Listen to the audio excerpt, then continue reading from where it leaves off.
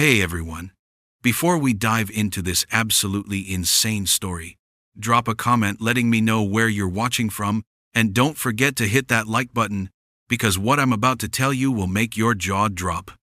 Seriously, you won't believe the audacity of some people until you hear this tale of suburban warfare that makes Game of Thrones look like a children's bedtime story. Picture this. I'm pulling into my circular driveway at 11:30 on a Tuesday night, exhausted from a grueling week-long cybersecurity conference in Denver, when I see something that makes my blood run cold. Two police cruisers are parked in front of my house, their red and blue lights painting eerie stripes across the facade of my Victorian mansion. My heart starts hammering against my ribs like a prisoner trying to escape solitary confinement. I'd cut my business trip short by 3 days, wanting nothing more than to collapse into my own bed after sleeping on hotel mattresses that felt like they were stuffed with concrete and broken dreams. As I sit in my car, gripping the steering wheel until my knuckles turn white, I watch a uniformed officer walk around my property with a flashlight, systematically checking windows and doors like he's conducting some kind of investigation. The beam of his flashlight sweeps across my prize-winning rose garden, the same garden that had sparked this entire nightmare with the Homeowners Association just 6 months earlier. But that's getting ahead of myself. Right now, all I know is that something is terribly, catastrophically wrong. I kill the engine and step out of my car, my feet crunching on the gravel driveway I'd had imported from Italy at considerable expense. The sound echoes through the quiet suburban night like gunshots, and immediately both officers turn their attention to me. The older one, a heavy-set man with a mustache that would make Tom Selleck jealous, approaches with his hand resting casually on his utility belt. "Sir, do you live here?" he asks, his voice carrying that particular brand of authority that cops master in their first week at the academy. "I do," I reply, my voice sounding strange and hollow in the crisp night air. "This is my house. What's going on?" The officer's expression shifts subtly, like a puzzle piece clicking into place. "We received a call about a possible break-in. The complainant said the homeowner was out of town and wouldn't be back until Friday." My stomach drops into my shoes like an elevator with severed cables. "The complainant? Who called this in?" "Mrs. Henderson from the HOA. The younger officer chimes in, consulting his notepad with the precision of a surgeon reading vital signs. "She said she's been monitoring the property while you were away and noticed suspicious activity." Mrs. Henderson. Of course it was Mrs. Henderson, the woman who had made it her personal mission to transform our peaceful neighborhood into her own private fiefdom, complete with rules that would make a prison warden blush. But suspicious activity at my own house? The pieces of this puzzle are scattered across my mental landscape like debris from a tornado, and I can't quite see the complete picture yet. "What kind of suspicious activity?" I ask, though I'm beginning to suspect I already know the answer. The older officer clears his throat, clearly uncomfortable with what he's about to reveal. "Sir, she reported that someone has been living in your house for the past 2 weeks. Lights on at odd hours, unfamiliar cars in the driveway, people coming and going. She was convinced it was squatters." The world tilts sideways, like a ship in a hurricane. Someone has been living in my house for 2 weeks? While I've been traveling from conference to conference, someone has been treating my home like their personal vacation rental. The violation feels physical, like someone has reached into my chest and squeezed my heart with ice-cold fingers. "Officer," I say, my voice barely above a whisper, "I need to see inside my house right now." It all started 3 months ago, when I made the catastrophic mistake of thinking I could coexist peacefully with Margaret Henderson, the newly elected president of our Willowbrook Heights Homeowners Association. Margaret was the kind of woman who looked like she'd been assembled in a factory that specialized in producing suburban nightmares. Standing 5'2" in her sensible shoes, she possessed the remarkable ability to make grown men cower with nothing more than a disapproving glance over her wire-rimmed reading glasses. I should have recognized the warning signs immediately. During her campaign for HOA president, Margaret had promised to restore order and property values to our neighborhood. which in HOA speak translates roughly to, "I will make your life a living hell with an endless parade of arbitrary rules and vindictive enforcement actions." She won the election by a landslide, primarily because most residents were either too busy with their actual lives to vote or too intimidated by her campaign tactics, which included personally visiting every house to deliver typed, laminated flyers detailing her platform. My first encounter with Margaret's particular brand of suburban tyranny occurred on a sunny Saturday morning when I was working in my garden, deadheading the roses that had been my pride and joy for the past 5 years. I'd spent thousands of dollars importing heritage varieties from England, and my garden was featured in the local newspaper as a horticultural masterpiece that enhances the entire neighborhood. Apparently, Margaret disagreed with this assessment. "Mr. Thompson," came that voice that could curdle milk at 50 paces, "we need to discuss your landscaping situation." I looked up from my roses to find Margaret standing at the edge of my property line, clipboard in hand, wearing a lime green tracksuit that made her look like a traffic cone with legs. Behind her lurked 2 other HOA board members, Helen Crowley and Bob Martinez, both looking like they'd rather be anywhere else on earth. "My landscaping situation?" I repeated, standing up and brushing dirt from my gardening gloves. "Is there a problem?" Margaret consulted her clipboard with the gravity of a UN inspector reviewing weapons violations. According to HOA Regulation 47B, all garden installations must be pre-approved by the Architectural Review Committee. Your rose garden represents a significant alteration to the original landscape design. I stared at her in disbelief. "Margaret, this garden has been here for 5 years. It was here when you moved into the neighborhood. It was here when the previous HOA board awarded me the Outstanding Landscape Achievement Certificate that's currently hanging in my den." "That certificate was issued under the previous administration," Margaret replied, with the kind of cold finality usually reserved for death sentences. "We're conducting a comprehensive review of all existing landscape installations to ensure compliance with current standards." Current standards. As if the basic principle of roses being beautiful had somehow changed since the dawn of civilization. But I could see in Margaret's eyes that particular gleam that all petty tyrants develop when they discover their first taste of power. This wasn't about roses or regulations or property values. This was about establishing dominance, about proving that she could make me dance to her tune simply because she held the magic clipboard of suburban authority. "Fine," I said, determined to maintain my dignity. "What exactly needs to be approved?" Margaret smiled the way sharks smile at wounded seals. "Everything will need to be removed and replanted according to the new community standards. We'll need detailed architectural drawings, soil analysis reports, and approval from 3 licensed landscapers before any reinstallation can begin. The cost of this bureaucratic nightmare would easily run into 5 figures, not to mention the destruction of 5 years of careful cultivation." But Margaret wasn't finished with her presentation. "Additionally," she continued, "we've received complaints about your travel schedule affecting neighborhood security. Your frequent absences create an attractive target for criminal activity." This was news to me. As a cybersecurity consultant specializing in financial institutions, my work required extensive travel, but I'd never had any security issues.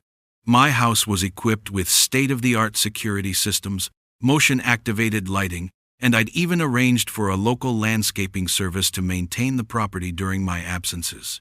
"What kind of complaints?" I asked, though I was beginning to suspect this was just another power play in Margaret's campaign to establish herself as the neighborhood's supreme ruler. "Anonymous complaints," Margaret replied, which in HOA language means, "I made this up, but I'm not brave enough to admit it." Residents are concerned about the precedent of allowing homes to remain unoccupied for extended periods.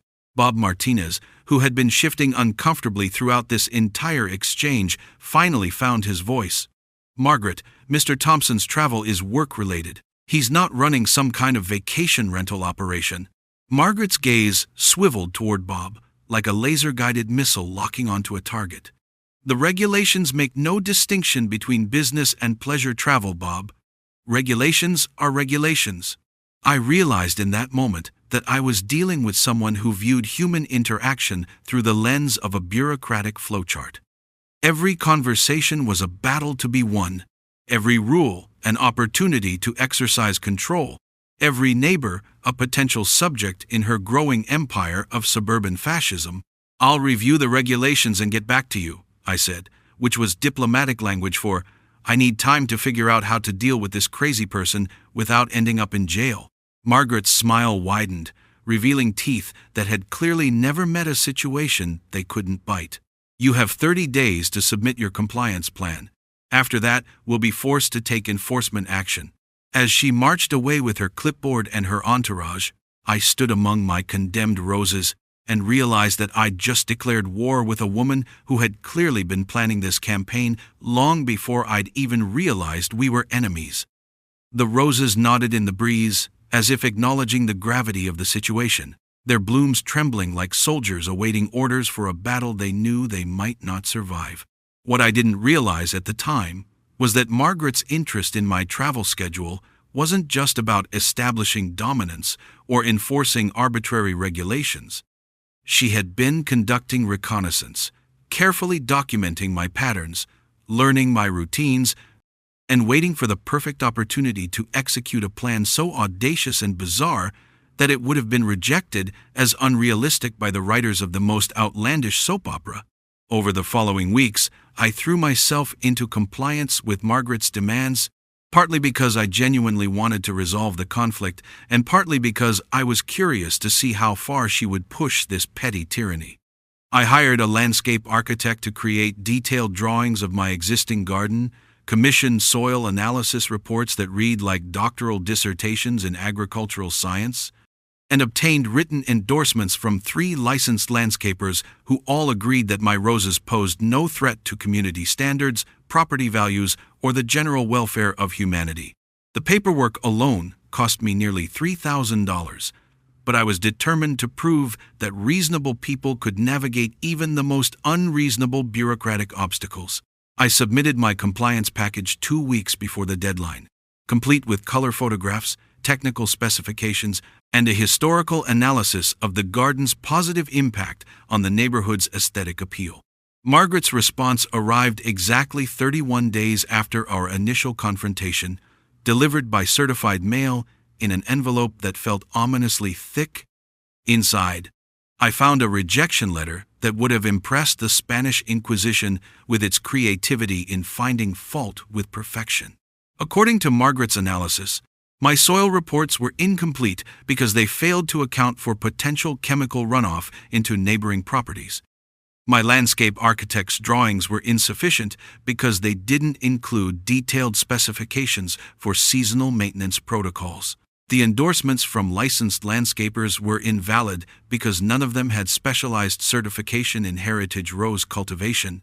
But the real masterpiece was Margaret's final paragraph, which I still have memorized because it represents such a perfect example of bureaucratic sadism.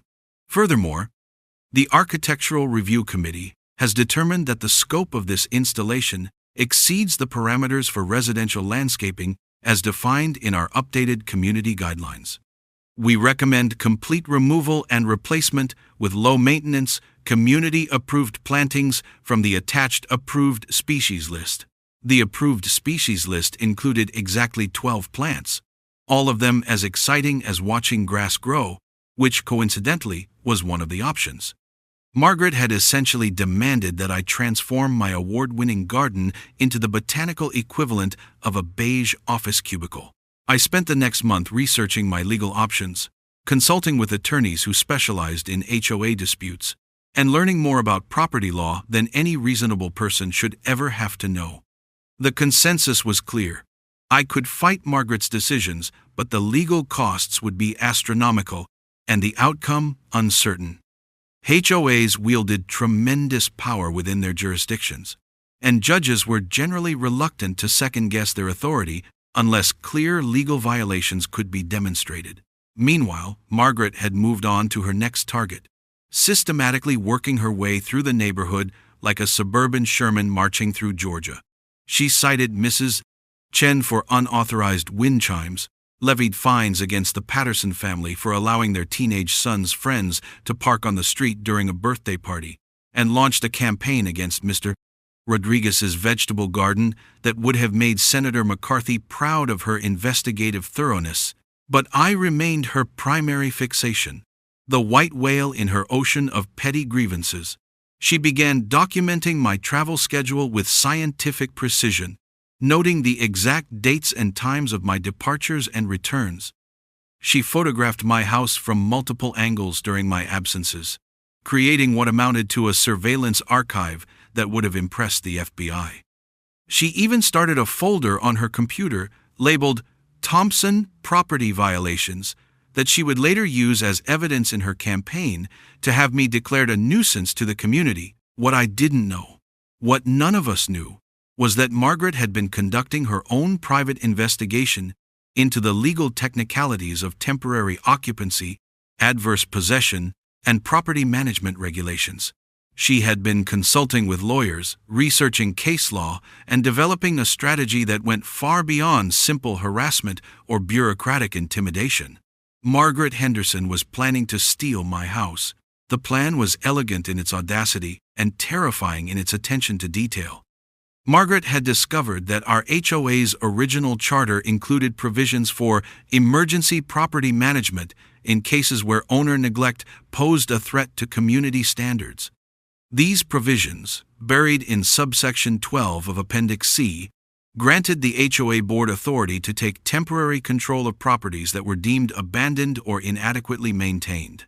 The legal threshold for invoking these powers was deliberately vague, requiring only evidence of extended absence and failure to maintain community standards. Margaret realized that my travel schedule, combined with her fabricated violations, could potentially be used to justify temporary seizure of my property under the guise of community protection. But Margaret's genius lay not in the legal maneuvering, which was complex and risky, but in her psychological understanding of suburban social dynamics. She knew that most neighbors would be reluctant to get involved in a dispute that didn't directly affect them. She understood that the average homeowner would rather avoid confrontation than risk becoming Margaret's next target. Most importantly, she recognized that her position as HOA president gave her a presumption of legitimacy that most people wouldn't think to question. So when I left for my conference in Denver, announcing my departure to the neighborhood through our community email list, as I always did, Margaret saw her opportunity. She waited exactly 3 days, long enough to establish a pattern of absence, then began implementing her plan with the methodical precision of a military operation. First, she filed formal complaints with the county about suspected property abandonment, citing my extended absences and alleged maintenance violations.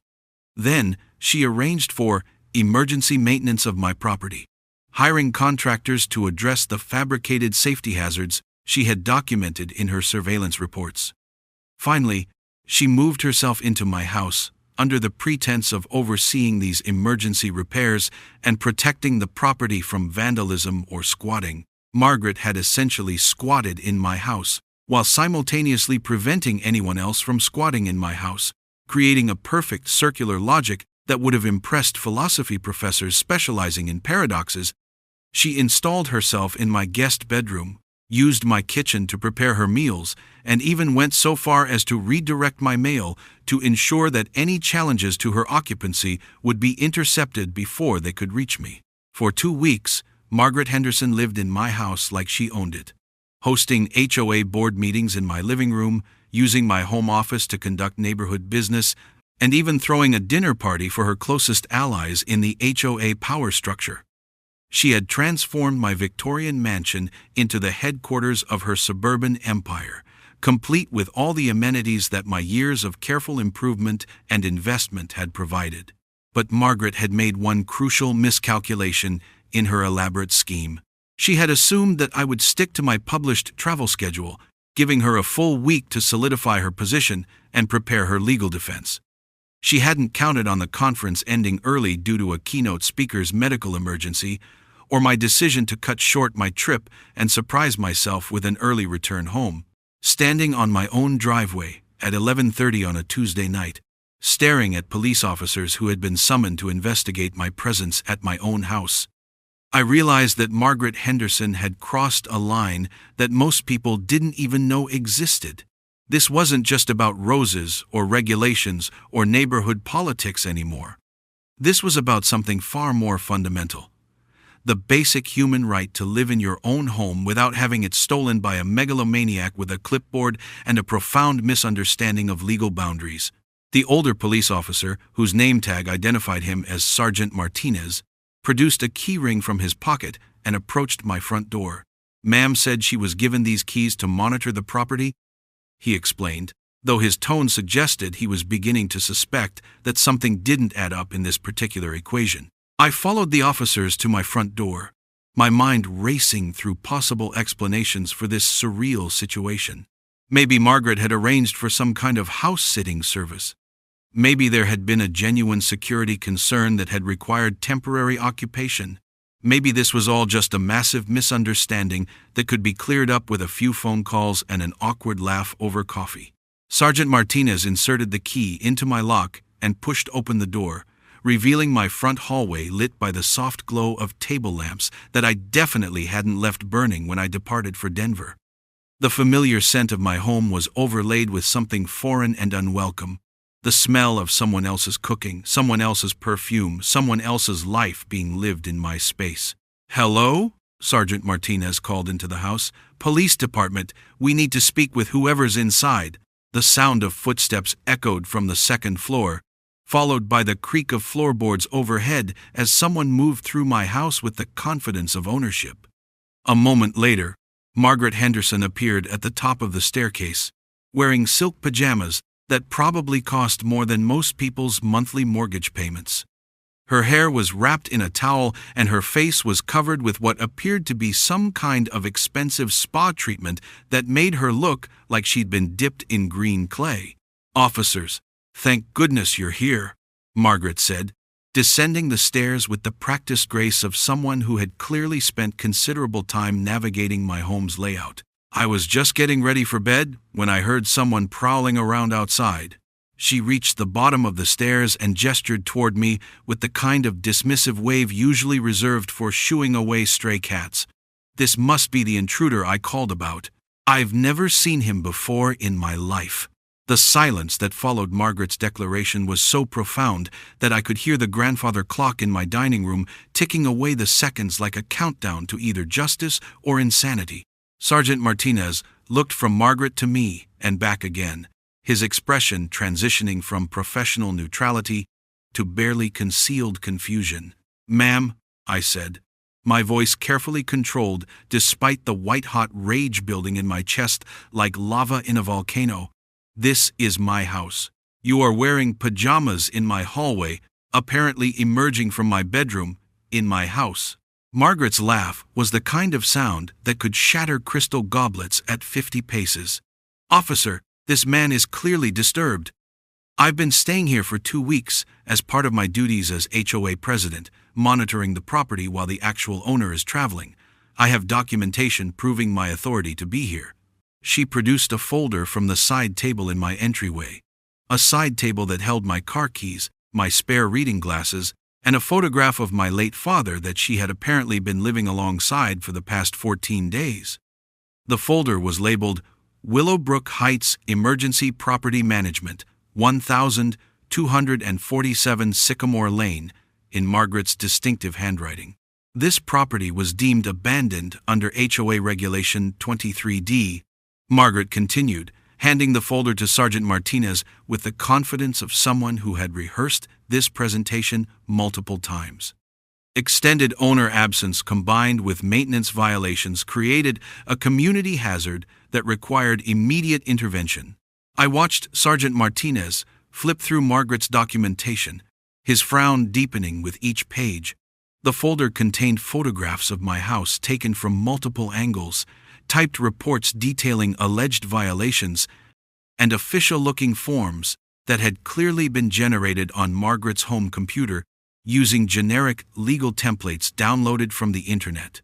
"Ma'am," Sergeant Martinez said slowly, "these documents don't appear to have any legal authority. They're not notarized. There's no court order, and the HOA doesn't have the power to declare a property abandoned just because the owner travels for work. Margaret's composure flickered for just a moment, like a television screen experiencing signal interference, before snapping back to its original configuration of absolute certainty. Officer, I've consulted extensively with legal counsel about the scope of HOA emergency powers. The safety of our community cannot be compromised by absentee property owners who refuse to maintain their obligations. What legal counsel? I asked, though I suspected I already knew the answer. That's privileged information, Margaret replied, which was lawyer speak for I watched a YouTube video about property law. Sergeant Martinez closed the folder and handed it back to Margaret with the kind of careful neutrality that police officers master when they realize they're dealing with a situation that exists somewhere in the gray area between civil dispute and criminal insanity. Ma'am, I'm going to need you to gather your belongings and vacate this property immediately, he said.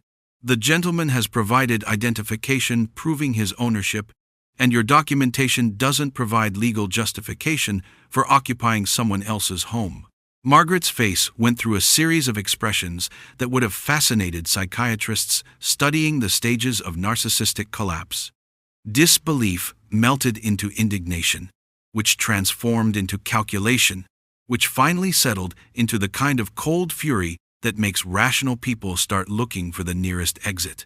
This is a civil matter between homeowners, Margaret declared, with the authority of someone who had clearly prepared for this exact scenario.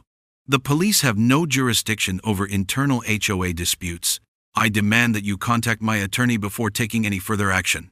Ma'am, this isn't an HOA dispute, Sergeant Martinez replied with the patience of a kindergarten teacher explaining basic concepts to a particularly stubborn child. This is someone living in another person's house without permission. In most jurisdictions, we call that breaking and entering. The words breaking and entering hit Margaret like a bucket of ice water thrown over a sleeping cat. Her eyes widened as she realized that her carefully constructed legal justification was crumbling faster than a sandcastle at high tide. She had been so focused on manipulating HOA regulations and neighborhood politics that she had forgotten about the existence of actual law enforcement and real legal consequences. You can't arrest me, Margaret stammered, her voice losing the commanding authority that had terrorized the neighborhood for months. I'm the HOA president. I was protecting community interests. This is all perfectly legal under our charter provisions. Ma'am, please gather your things, Sergeant Martinez repeated, his tone suggesting that his patience was approaching its expiration date. If you refuse to leave voluntarily, we'll have to discuss this situation downtown. I watched Margaret Henderson, the woman who had made my life miserable for months with her petty tyranny and bureaucratic terrorism, slowly climb the stairs to my guest bedroom to collect her belongings from my house. The silk pajamas that had looked so confident and authoritative just minutes earlier now seemed like the costume of a failed actress who had forgotten her lines in the middle of the most important performance of her career. 20 minutes later, Margaret emerged from my house carrying 2 suitcases and wearing a hastily assembled outfit that made her look like she was fleeing a natural disaster. Her spa facial treatment had been partially washed off, leaving green streaks across her cheeks that made her resemble some kind of suburban war paint experiment gone horribly wrong. This isn't over, Thompson, she hissed as she loaded her luggage into the white Lexus SUV that had been parked in my driveway like it belonged there. You have no idea what you've started. But as I watched Margaret Henderson drive away from my house at 11:57 on a Tuesday night, escorted by police officers who would spend the next several months telling this story to anyone who would listen, I realized that she was absolutely wrong about one thing. I knew exactly what I had started. I had started a war. The next morning, I woke up in my own bed for the first time in over 2 weeks, though Margaret's presence lingered in my house like the ghost of bureaucratic Christmas past. She had rearranged my furniture, used my personal bathroom supplies, and even left a half-empty bottle of wine in my refrigerator with a note attached that read, "Payment for property management services rendered." But Margaret's most lasting contribution to my home was the extensive documentation she had left behind in my home office. Apparently, she had been using my computer, my printer, and my personal stationery to conduct HOA business during her unauthorized residency. My desk was covered with printed emails, draft letters to various neighbors, and detailed surveillance reports documenting the activities of every household in the neighborhood. The surveillance reports were particularly fascinating because they revealed the scope of Margaret's ambitions beyond simple HOA presidency. She had been monitoring package deliveries, documenting visitor patterns, and even recording license plate numbers of cars that parked on public streets for more than 24 hours. Margaret hadn't just been living in my house, she had been running a suburban intelligence operation from my home office. But the most interesting document I discovered was a detailed timeline titled Thompson Property Acquisition Strategy, which outlined Margaret's plan to gradually expand her control over my house from temporary occupancy to permanent seizure. She had researched adverse possession laws, consulted with questionable legal websites, and even identified potential buyers who might be interested in purchasing my property at below-market rates once she had successfully established legal control. Margaret Henderson hadn't just been squatting in my house. She had been planning to steal it entirely, using a combination of HOA manipulation, legal technicalities, and sheer audacious criminality that would have impressed the most creative con artists in history. I spent the rest of that morning photographing every document, every rearranged item, and every piece of evidence that Margaret had inadvertently left behind during her hasty evacuation. Then I called my attorney, my insurance company, and the county prosecutor's office to begin the process of turning Margaret Henderson's suburban crime spree into the kind of legal nightmare that would make her previous HOA violations look like parking tickets. The criminal charges came first: breaking and entering, unlawful occupation, mail theft, and fraudulent impersonation of legal authority. The civil lawsuit followed shortly after, seeking damages for the violation of my privacy, the unauthorized use of my property, and the emotional distress caused by discovering that someone had been living in my house like some kind of suburban Goldilocks with delusions of legal authority. But my personal favorite was the complaint I filed with the HOA board requesting Margaret's immediate removal from office for conduct unbecoming an elected official. The irony of using Margaret's own beloved regulations against her was so poetic that I actually laughed out loud while drafting the paperwork. Margaret's response to these legal challenges was to double down on her original strategy with the kind of desperate creativity that emerges when someone realizes their master plan has transformed into their personal apocalypse. She hired a lawyer who specialized in frivolous lawsuits and began filing counterclaims, alleging that I had somehow conspired to frame her for crimes she had clearly committed in front of multiple witnesses.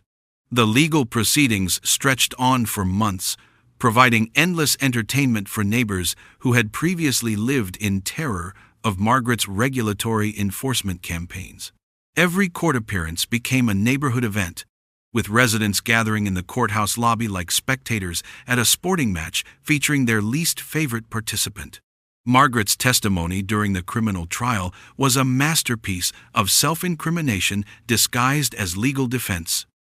She spent 3 hours explaining in excruciating detail exactly how and why she had moved into my house, used my belongings, and conducted HOA business from my home office, apparently believing that her motivations would somehow retroactively legalize her actions.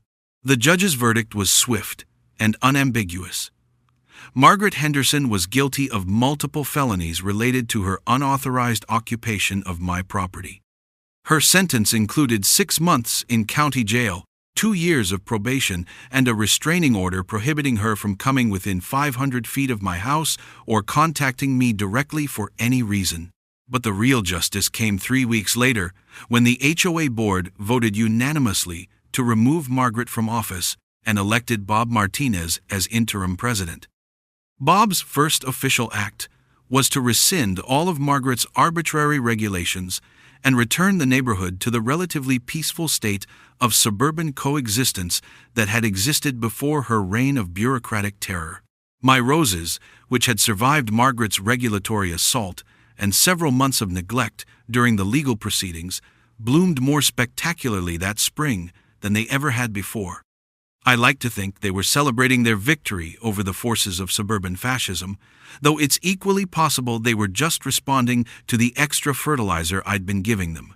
The final chapter of the Margaret Henderson saga came 6 months after her release from jail, when I received a certified letter from her attorney announcing her intention to move to Arizona and pursue a fresh start in community association management. Apparently, Margaret had learned nothing from her experience except that she needed to find a jurisdiction with less vigilant property owners and more gullible law enforcement. I keep that letter framed in my home office, right next to the certificate declaring my garden an outstanding landscape achievement, and a photograph of Margaret being escorted from my house by police officers. It serves as a reminder that the price of suburban peace is eternal vigilance against petty tyrants who mistake a clipboard for a crown and a homeowners association for their personal kingdom. These days, when I travel for business, I make sure to inform my neighbors about my schedule, not because any regulation requires it, but because it's the neighborly thing to do. The difference is that now I'm surrounded by people who understand that being a good neighbor means respecting each other's privacy and property, not conducting surveillance operations and planning elaborate schemes to steal each other's houses. Margaret Henderson taught me that the most dangerous people aren't always the obvious criminals or the dramatic villains you see in movies. Sometimes, the most dangerous people are the ones who convince themselves that their petty grievances and personal ambitions are actually noble causes that justify any behavior, no matter how outrageous or illegal. She also taught me that sometimes the best defense against suburban tyranny is simply coming home early from a business trip and discovering that someone has been living in your house for 2 weeks. Justice may be blind, but she's apparently got excellent hearing when it comes to the sound of handcuffs clicking shut around the wrists of HOA presidents who have confused their authority with actual legal power. And if any current or future HOA board members are watching this, let me offer some free advice. Regulations are meant to preserve community standards, not satisfy personal vendettas. Clipboards are tools for organization, not weapons of mass destruction. And most importantly, other people's houses belong to other people, no matter how many forms you fill out or how many lawyer YouTube videos you watch. Trust me on this one. I have the court records to prove it.